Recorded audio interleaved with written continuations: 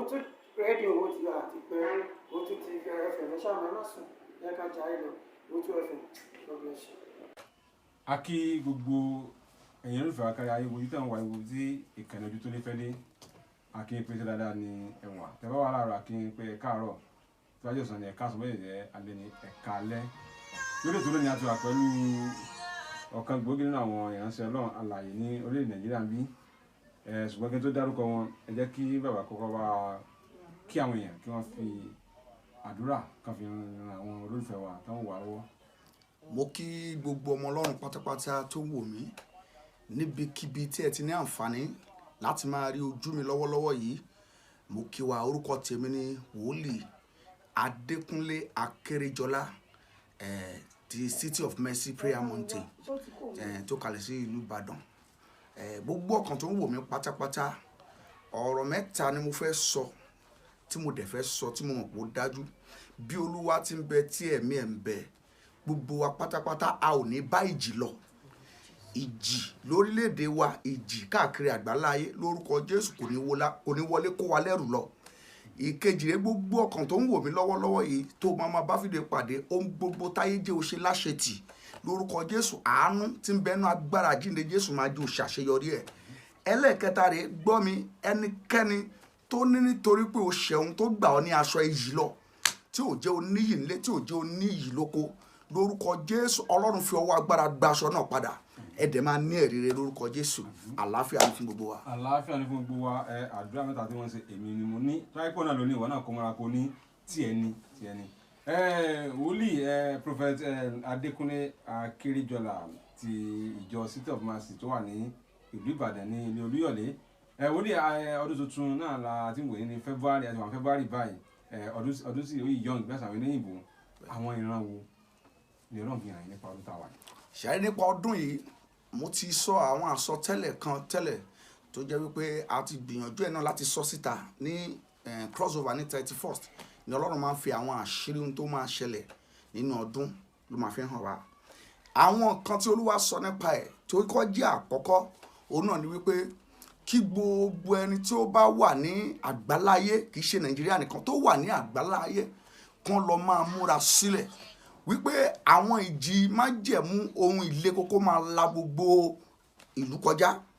Ẹ gbọ́ mi, ìjì tó lé kókó nínú ẹ̀ t'Olúwa sọ fún mi ni wípé àwọn ilé á máa wó á máa rì. Àwọn ará nǹkan tí Olúwa sọ fún mi yẹn ṣẹlẹ̀ ní Bódìjà ní ìlú Ìbàdàn tí mo sọ nínú program wípé Olúwa sọ pé ìjì kan máa jà ní ìlú Ìbàdàn wípé agbègbè kan ló dẹ̀ máa jà. Ìyẹn ṣẹlẹ̀ bẹ́ẹ̀. Ẹlẹ́ẹ̀kejì ni wípé Olúwa ní gbogbo kìkì àwọn tí òun Olúwa bá pamọ́ nínú ọdún yìí nìkan tó bá súnmọ́ Ọlọ́run tó wó ojú òun Ọlọ́run lòun máa pamọ́ nínú ewu tó ń bọ̀ yìí. Ẹ gbọ́ mi, Olúwa ní èyí tí wọ́n ń pè ní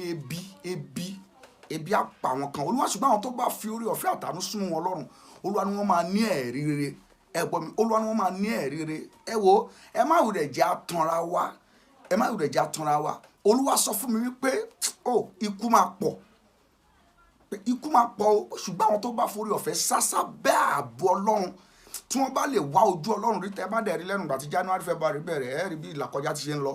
ọ̀pọ̀lọpọ̀ ẹ̀mí ti bọ́ ṣùgbọ́n lábẹ́ orí ọ̀fẹ́ àwọn tó ń ké pe Ọlọ́run tí wọ́n sì fi orí ọ̀fẹ́ dúró Olúwa sọ pé òun á pa wọ́n mọ́ òun á dẹ̀ dá wọn sí. Ìyẹn dúró bẹ́ẹ̀. Ẹlẹ́ẹ̀kejì Olúwa ní ẹ wò ó ká má wulẹ̀ sọ̀rọ̀. Olúwa ní ká lọ máa gbàdúrà dáadáa pé èyí tá à ń rí gẹ́gẹ́ bí àpẹẹrẹ yìí Olúwa ní ó kàn ń dàbí ìgbà tí omi ṣẹ̀ṣẹ̀ ń rúbọ ni tó dàbí ìgbà tí omi ṣẹ̀ṣẹ̀ ń rúbọ ni tí a bá kóra wa jọ ká lọ bí Ọlọ́run ká bí Ọlọ́run lórí àwọn ìjọba tó ń rìn lágbàáyé kì í ṣe ìjọba Nàìjíríà nìkan o mo tún ti sọ tó ń rìn ní àgbáyé nítorí pé òkùnkùn yẹn jẹ́ kí ọwọ́ kó ọwọ́ ni kò síbi tẹ́ máa béèrè nísìn tí ò ní rí sọ ó kàn jẹ́ wípé ó ṣe jura wọn lọ ni ó ṣe jura wọn lọ ni ṣùgbọ́n lábẹ́ májẹ̀mú Olúwa ní ká lọ gbàdúrà kí gbogbo wa máa gbàdúrà lórílẹ̀‐èdè wípé 2024 2025 2026 ó jẹ́ ọjọ́ tí èèyàn gbọ́dọ̀ wá ojú Ọlọ́run nítorí pé nǹkan máa ṣẹlẹ̀ ìmìmì máa mì ṣùgbọ́n Olúwa ní fún àwọn tí ó bá wò wọn lọ́run rí òun máa pa wọ́n mọ́. Ìyẹn ni pé kìkì àwọn tí Olúwa pamọ́ àwọn ló ń yọ nínú ewu. So Ọlọ́run sọ pé 2024 yìí ọdún tó ní ìbùkún nínú náà ni ṣùgbọ́n bó ṣe ní ìbùkún tó ẹ jẹ́ káwọn ènìyàn wá Ọlọ́run dáadáa ẹ jẹ́ ká wá ọlọ́run mo dẹ̀ gbàdúrà pé gbogbo àwa tá a bá súnmọ́ ọlọ́run láti wojú ọlọ́run láti wá ọlọ́run lórúkọ Jésù a máa ní èrè rẹ̀ a máa jèrè ọlọ́run bẹ́ẹ̀ ni lórúkọ Jésù. àmín àmín lórúkọ Jésù. ọ̀rọ̀ náà lè fi gbọ́ látẹnu ìránṣẹ́ náà láàyè prophet Akéréjọlá orúkọ yìí oníkìmínú wọ́n sọ pé wọ́n ní àdúrà náà ni ó lè ṣe wọ́n ní ká gbàdúrà ká súnmọ́ Ọlọ́run pé abẹ́kọ̀ tí kò mọ wọn bá ti súnmọ́ Ọlọ́run wọn á rí àánú gbà ọ̀dọ́ náà ti sọ yẹn nípa ohun tí yóò ṣẹlẹ̀ ní ọdún yìí ṣùgbọ́n àwọn tá a bá ti nígbàgbọ́ ní Ọlọ́run tá a sì ń gbàdúrà aburú ayé kò ní ṣẹlẹ̀ sí gbogbo wa wòlíì náà fẹ́ pè yín nígbà wo ni àwọn èèyàn lè pè yín sí bíi fún ẹ̀bì àdúrà ìtọ́sọ́nà tàbí ohun kan tó ń rí wọn lójú tá fẹ́ gba ìtọ́sọ́nà tó wòlíì àti pé chọ́ọ̀chì yín ibùgán ló wà. wọ́n lè pè mí sí orí nọ́mbà yìí 08051107904 lẹ́ẹ̀kan sí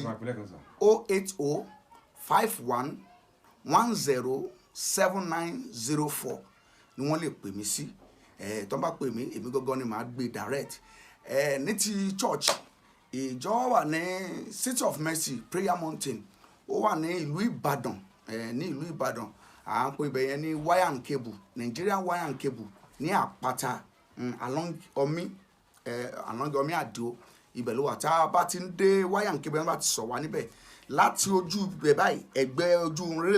irin yẹn ká sọ fún ẹni ọlọ́kadà ń bẹ̀ wípé à ń lọ sí City of Mercy ní ilé Ìjagun kò sẹ́ni tí ò mọ̀ bẹ̀ ní City of Mercy ní ilé Ìjagun wọ́n á gbé wa débẹ̀ tí ò sí ìṣìnà rárá ń bẹ̀ ibẹ̀ ni Ọlọ́run ti ń rìn kọjá tó ti ń fi orí ọ̀fẹ́ àti àánú tó ti ń ṣiṣẹ́ agbára níbẹ̀ so lórúkọ Jésù àlàáfíà Ọlọ́run a máa gbé wa ró. àmín àmín àmín ní orúkọ Jésù